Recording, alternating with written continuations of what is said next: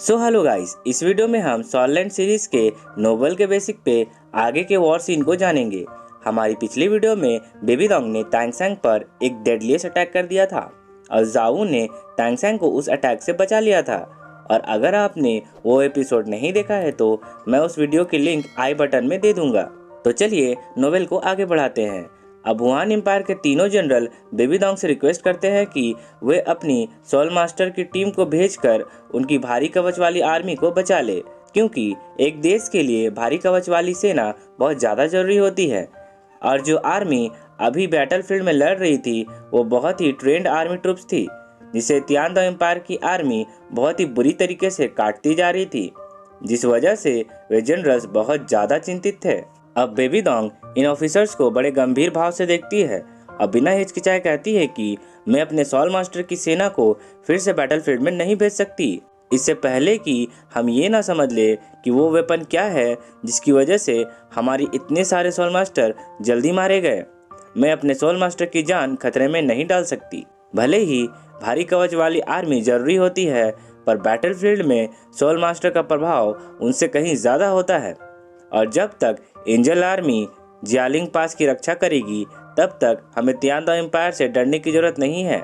इसके बाद बेबीडोंग अपना ऑर्डर पास करती है कि सभी भारी कवच वाली सेना पीछे हट जाए और जियालिंग पास की दीवारों से लंबी दूरी तक हमला करने वाले हथियारों को रिलीज किया जाए। और फिर एंजल आर्मी को ऑर्डर देती है कि वे जियालिंग पास के दीवारों पर पहरा दे और अगर कोई एनिमी ट्रूप्स अंदर आने की कोशिश करे तो उन्हें तुरंत रोके।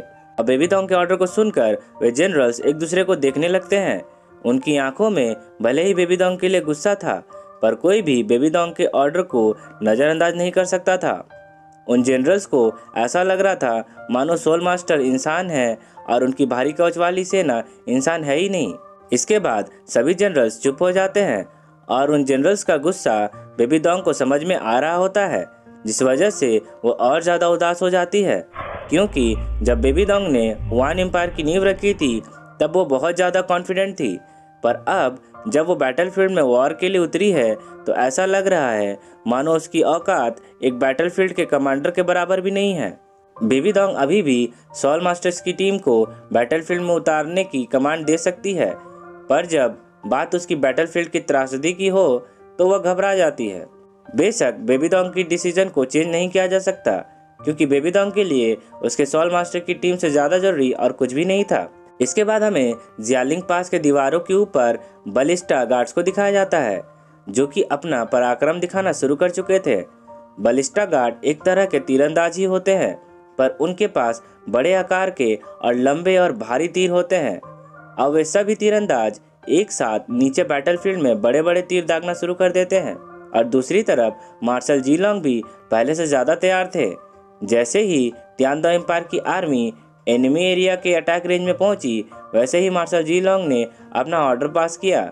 ऑर्डर मिलते ही दो पंख वाले हल्के आर्मी के सोल्जर्स तुरंत ही बैटलफील्ड में इधर उधर बढ़ गए और बैटलफील्ड से लगभग 2.5 किलोमीटर की दूरी पर उन्होंने अपना फॉर्मेशन बना लिया। वे किसी भी समय भारी घुड़सवार सेना के सपोर्ट के लिए तैयार थे।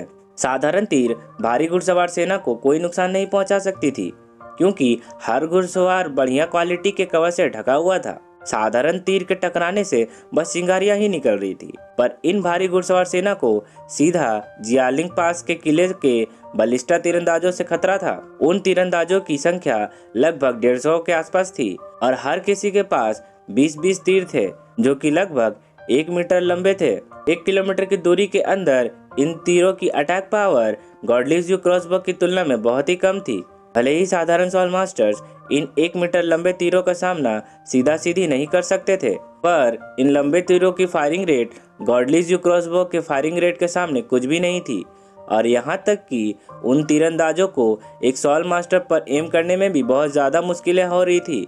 इन तीरों की साइज इतनी ज़्यादा होने के कारण हाई लेवल के सोल मास्टर्स इन तीरों को बड़ी आसानी से रोक ले रहे थे, लेकिन फिर भी बलिस्टा तीरंदाजों के हमले से तिआनदो एम्पायर के धीमी गति के घुड़सवार थोड़ा बहुत घायल हुए थे। बलिस्टा तीरंदाजों के सपोर्ट के कारण वुआन एम्पायर के 8 भारी सेना की टुकड़ी वापस जियालिंग पास के अंदर जाने लगती है। अब उन भारी सेना की टुकड़ी में लड़ने का साहस नहीं बचा था, इसलिए ज्यादातर सैनिक ब्रिज से वापस जियालिंग पास के अंदर चले गए थे।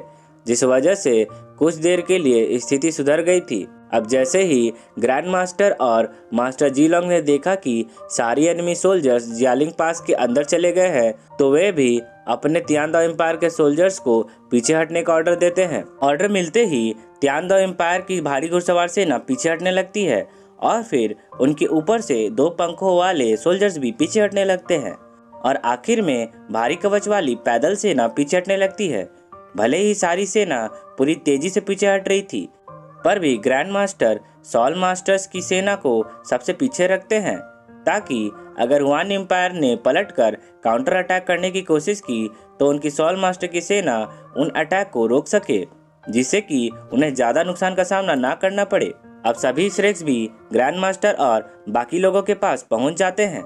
इसके बाद ग्रैंड मास्टर तैंगसेंग से तुरंत पूछते हैं कि उसका सीगोट ट्राइडेंट कहाँ है, क्योंकि ग्रैंड मास्टर ने तैंगसेंग और बेबी दोंग के बैटल को देखा था और वो ये भी जानते थे कि तैंगसेंग बिना सीगोट ट्राइडेंट के बेबी दोंग के अटैक को नहीं रोक सकता।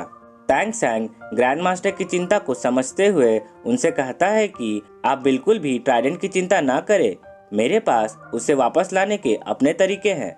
ऐसा कहते ही तैंगसेंग अपने वासी बैरियर को लॉन्च कर देता है, जिससे कि वो पूरी तरह गायब हो जाता है और फिर बिजली की तेजी से जियालिंग पास की तरफ जाने लगता है।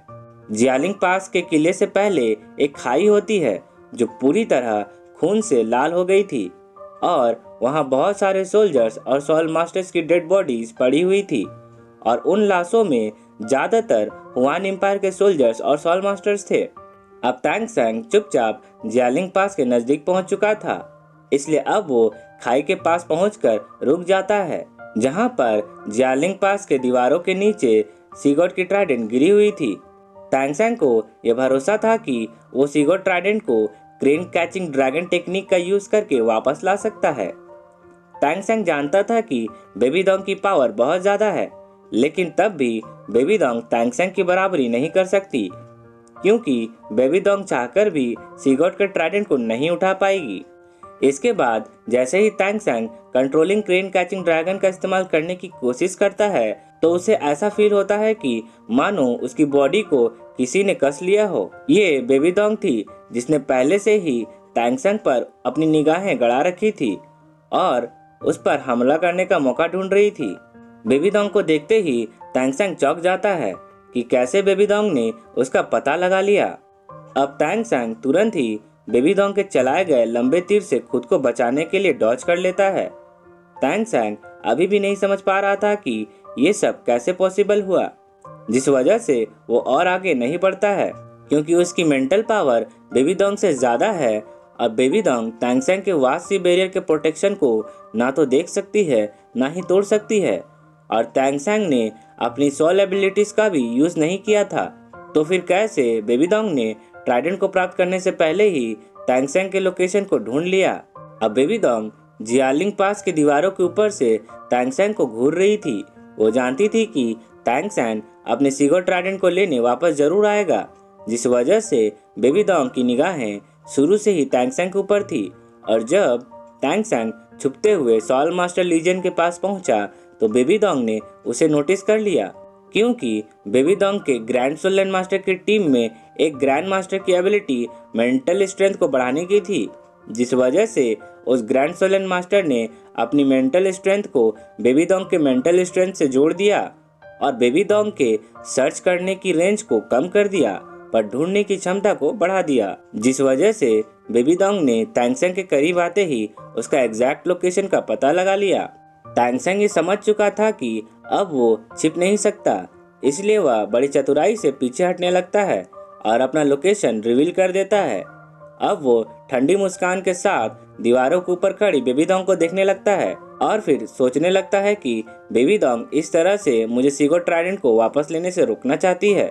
भले ही ताकत के मामले में बेशक ही बेबी दोंग कॉन्फिडेंट थी, लेकिन सीगोट ट्राइडेंट को कोई और इतनी आसानी से कैसे छू सकता है।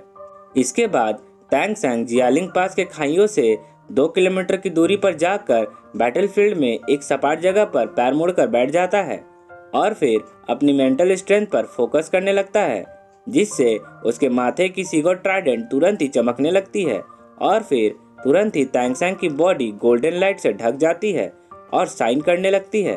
तैंगसेंग के बेबी डोंग के साथ हुए पिछले बैटल में तैंगसेंग की सोल पावर खत्म हो चुकी थी, पर उसकी मेंटल पावर अभी भी स्टेबल थी और तैंगसेंग ने बेबी डोंग के स्पेस रेंडरिंग एबसिस कट के अटैक रेंज से बचने के लिए इतनी दूरी पर बैठना उचित समझा था। और अभी जावो भी उसके साथ नहीं थी। अब तैंगसेंग अपने पर्पल डेमन आई की गॉड लाइट का यूज करने वाला था।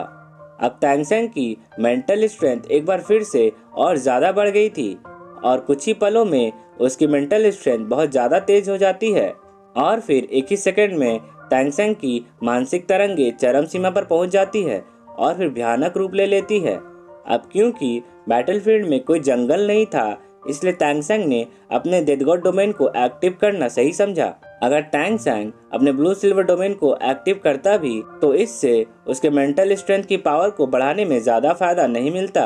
और क्योंकि अब तैंगसेंग की डेथ गॉड डोमेन इवॉल्व होकर असुरा डोमेन बन चुकी है, इसी वजह से तैंगसेंग की पूरी बॉडी से व्हाइट, गोल्डन और रेड लाइट निकलने लगती है। ये रोशनी बस तैंगसेंग के बॉडी के आसपास घूम रही थी, पर इससे जो टेरिफाइंग किलिंग इंटेंट निकल रहा था वो सीधा जियालिंग पास के ऊपर बेबी डोंग पर लॉक हो गया था। ये देखकर अब बेबी डोंग चिल्लाने लगती है और कहती है कि तैंगसेंग क्या करने की कोशिश कर रहा है। अब जबकि वो हमारे निशाने पर है तो वह कैसे ट्राइडेंट को वापस पाने की कोशिश कर सकता है, और अगर वो ऐसा करने की कोशिश भी करता है तो बेबी डोंग अपने ग्रैंड सोलैंड मास्टर के साथ उस पर अटैक कर देगी और तैंगसेंग बच भी नहीं पाएगा। पर तैंगसेंग हमसे 2 किलोमीटर से ज्यादा दूरी पर बैठा था, जहां तक किसी भी सोल मास्टर की सोल एबिलिटी नहीं पहुंच सकती थी। आखिर वो इतनी दूरी से क्या करने की कोशिश कर रहा है? अब तैंगसेंग ने तुरंत ही इसका जवाब दिखा दिया। उसने तुरंत ही अपनी आंखें खोल दी, जो अब पूरी तरह गोल्डन हो गई थी और असुरा डोमेन की किलिंग इंटेंट भी उससे जुड़ गई थी। अब तुरंत ही तैंगसेंग की आंखों से 2 गोल्डन रेड कलर की टेरिफाइंग लाइट एक लेजर की तरह बाहर निकलने लगती है, जो तैंगसेंग ने मारने के मकसद से छोड़ा होता है। अब ये व्हाइट, गोल्डन और रेड कलर की लेजर लाइट बीच हवा में एक दूसरे से फ्यूज्ड हो जाती है और 2 किलोमीटर की दूरी को पलक झपकते ही पार कर लेती है और फिर बेबी डोंग के बहुत ही नजदीक पहुंच जाती है। और फिर यहीं पे ये एपिसोड खत्म हो जाता है।